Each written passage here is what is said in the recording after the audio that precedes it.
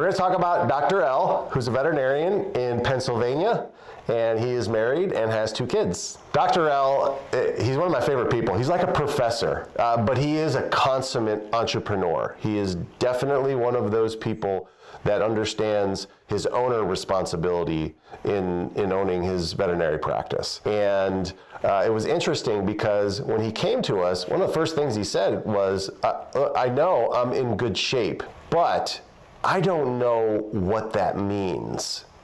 And it's interesting because he knows financially that he was in good shape, but he had the intelligence to know, like, he didn't know what that means, like from as far as like the different metrics or statistics that he should be looking at to really determine like what does that mean compared to who. And he also said at that same time, he goes, I know that there's another level that I can get to, but I don't know what that is, and I'm not sure how to get there, which I think was really powerful for me in the help that we give to practice owners, because we do know what levels there are above where most of them are right now. And we do know the struggles and the obstacles and the things that they're going to go through. So him saying that was very interesting to me, because I know a lot of other practice owners probably have that same thought. The solutions that we brought to the table for Dr. L,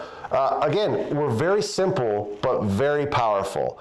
The biggest obstacles that he had was that, number one, he didn't have really a strategy to create other income sources outside of the practice. Now, he'd set himself up. He had a really big practice with multiple veterinarians.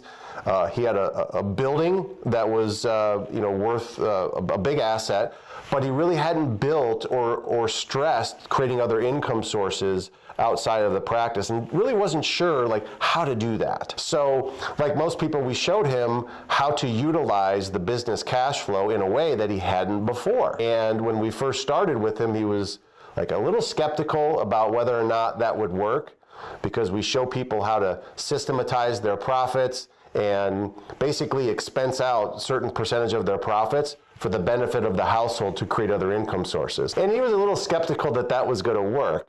And but we set him up. He took a leap of faith and really did it. And at the same time, his taxes were another really big issue, because he was multi-million-dollar a year of revenue, and the tax liability was getting increasingly burdensome to the point he was like, okay, I got to do something a little different. So the solutions that we provided were, again, giving him an exact blueprint of how to channel money out of the practice, exactly, sequence, how much, over a particular schedule, and setting up the investment vehicles of where those should go. And once he started that, it was very exciting for him, because now he could see that in a 5 to 7 year period, I'm not going to be reliant just upon my business revenue for my household to survive.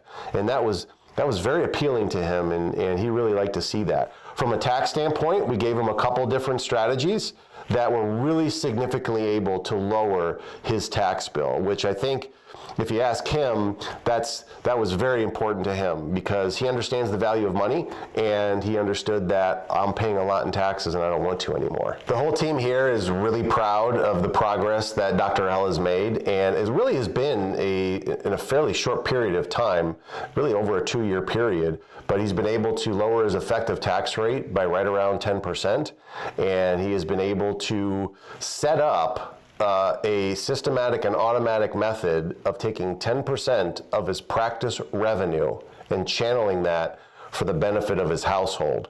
So now he can see that the ability to create other income sources is not going to be a 30-year adventure. It's not going to be a 20-year adventure.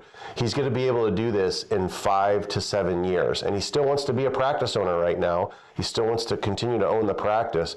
But it just is finally given him the ability to see that the practice is there to serve the household, and he can actually see that it's real to do so, and it's not doing anything bad to the practice by doing so. So that makes him feel good about the future that he's gonna that his future is gonna be bright financially.